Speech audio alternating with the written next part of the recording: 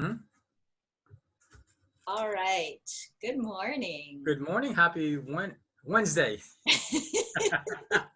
I get so lost with this whole being stuck at home. It's easy to lose track of what day we're in, what month we're in. Uh, Yes. Everyone, we're back with my friend Jomer2020apr15. Hello, everyone. Hello, also known as my friend Jom. Uh, and he is outside on this beautiful spring day. It's April 15th, 2020. I think I'm going to try to match. Oh, look. Nice. I love it. Now I'm in now we're all in the There you in the go. room. Yeah. I love the background. Yeah. So I'm like a little bug in a great big world. A beautiful bug. So everyone, if you'll remember, Jomer is a personal trainer, and we met with him last week. We're meeting with him again. How was your week? My week, it's been very productive. And also I've learned that I need to be vigilant in my discipline of keeping myself busy, but it's so easy to just be complacent and waste a whole day. That's one thing I've learned. This is true. I think there's sometimes if you hear a little traffic noise, sometimes it's easy to get complacent, and sometimes it's good to rest, right? It is. Yes. Because in this time of staying in place, sometimes we feel like we have to be working all the time because we're so used to be working all the time. That's so true.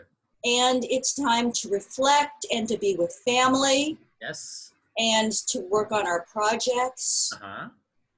So every day I've been taking a walk outside. Nice. Love it. Some days I will stay inside Uh-huh. and try to do some of the exercises that you have indicated Awesome. to be Yay. doing.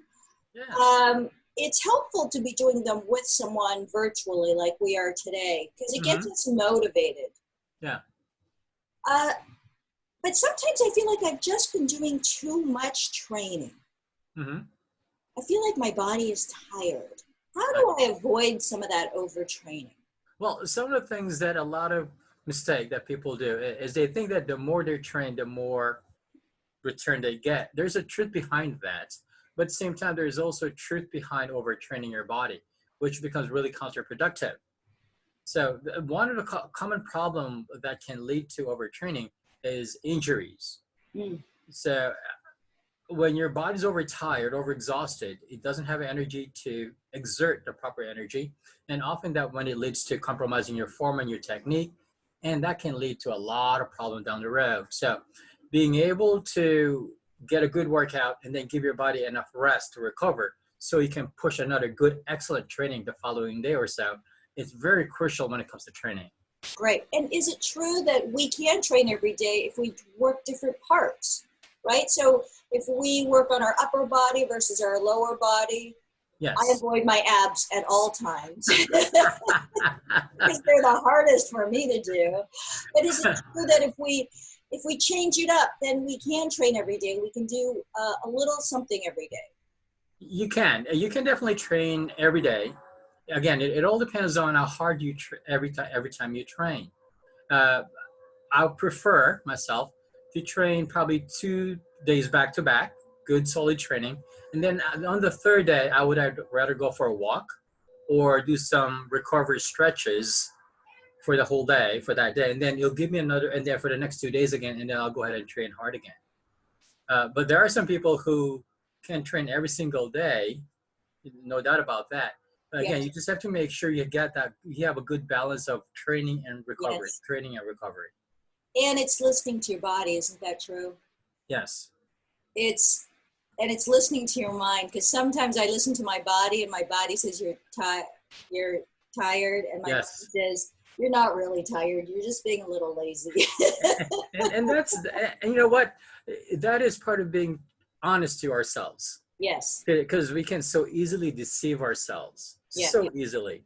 Yes. We can use so many excuses not to do the things that we really need to do. Yeah. Well, and sometimes, like yesterday, I took a walk by the ocean. And it did a lot more for my mind. It did as much, I should say, for my mind as it did for my body. Yes. I also learned that I could push myself just a little bit further. And by the end of it, I was so glad I did. I slept better. I had a Yeah. better appetite. Yes. So let's also talk briefly, since we're in this time. Uh-huh. I was walking a lot and I saw a lot of people gathering, Yeah. playing ball, having a Yes. picnic. You know, I think that's great, but I also think we can't forget how vigilant we need to be. Mm-hmm. We are outside to be staying in, to be exercising, Mm-hmm. and it's responsible, it's socially responsible for folks to not be just sitting there and having a picnic. Go I out, agree. do your exercise, run with your kids, run with Mm-hmm. your dogs, but don't stay outside and, you know, spread germs. Definitely not. And I think that you said it properly, is that we still have to be mindful of what's the reality is. We're Yeah, still dealing with very, very sad time of our life. A lot of people are dying. A lot of people are getting sick. So being aware of that and still try to stay healthy, those has to be balanced. right, Um, like my wife right now, she's walking with our dog. That's her exercise. yeah, But she's keeping the social distance that we're asked to do. yeah, So definitely you can still go outside and do your exercise, run, jog, walk, but just be mindful. There's just still that reality that we have to keep that social distance right, to protect ourselves and others as well. right. Well, let's see. There's other things I wanted to ask you about. What were some of the things? Some of the exercises that we did last time Hmm. were using water jugs, Yes. we're Yeah. using our chairs, Yeah. uh, some sit-ups. But you know, here we're in this tall grass. Here in the beautiful outside. We Hmm. also talked about being able to pretend we're someplace, crawling through grass, Yes. just Yeah. moving our bodies in different ways, right? It is. And I think more so when you have kids at home, you have to make sure that you make it fun. Turn them into a games. Yeah. uh, and that's very crucial for me. It requires a lot of imagination to get our daughter engaged. And she loves to run, she loves to play. Yes. So playing tags, right? It's a Yeah. fun thing. They think they're playing, but really they're exercising. Oh, Or sometimes we will do what we call who can crawl the fastest. yeah. So you turn into a game, but really you're asking them to go on their knees and toes, crawling. You're engaging their shoulders, your core, your back, everything, because everything is moving. So the key in engaging the kids, I would say, is whatever exercises you want them to do, turn into a game. So, Find a way for to engage instance, them. after you've come home from the grocery store and you have Yes. all of these cans and you've Yeah. washed your hands, you could have them put the cans away, You right? can. Put That's things, right. Yes, it is. right? Uh-huh. You can. You You can could definitely take help things them with off that. the shelf. That's right. Right. Pick it up from the ground, pick it up from the floor, put it in the top shelf. So Yes. even that movement of going down on the floor, picking it up, just when you really break it down, you're using your quads, you're using your glutes. When you go up, I'm rotating, I'm using my abs, I'm using my shoulders. So even that moment of helping you out, they're actually getting something work in as far as exercise wise. So you mentioned core.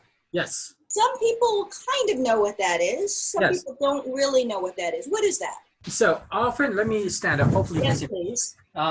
So often when they think about core, yeah, I got to stand up a little bit. When they think about core, they only think about the front part of the abs. Right. But technically, the whole core is this whole thing.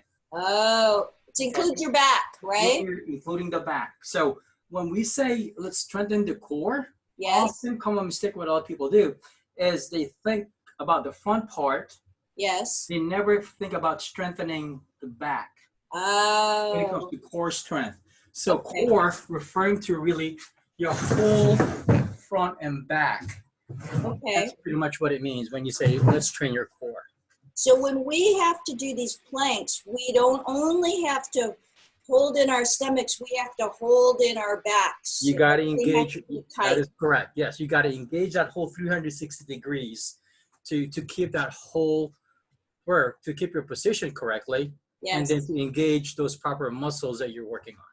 Yes. So the whole philosophy of physiology, I guess is what it Yes. is, Yes. is fascinating.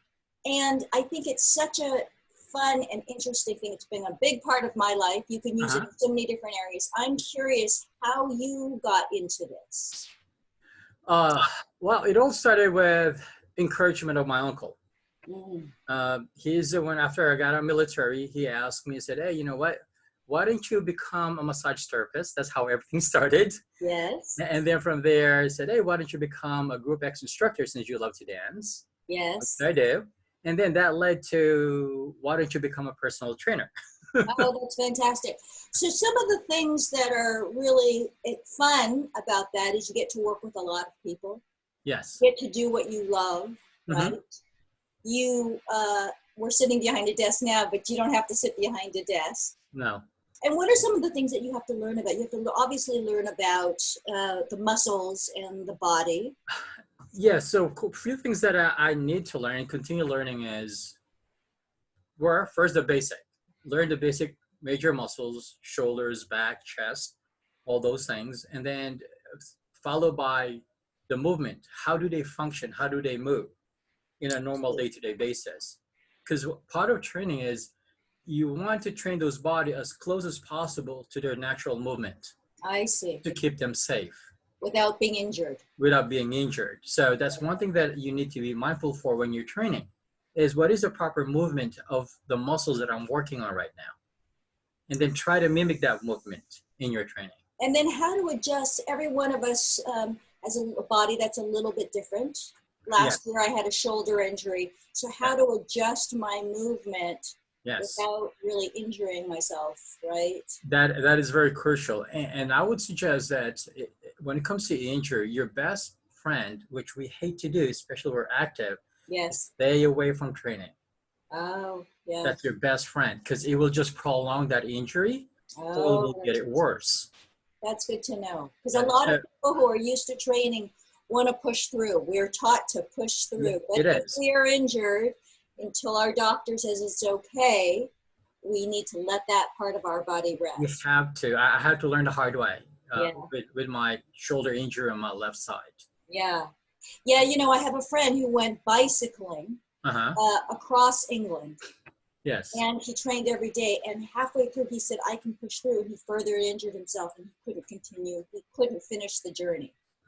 So, well, this has been wonderful, Jomer. Thank you very much. Thank you so much for taking the time. It's always fun to chat with you. Yeah, I hope we can continue this. I would love to. Yes, thank you so much. And we'll see you next week. I look forward to it. Thank you. Have a wonderful week. You too. Bye-bye. Bye.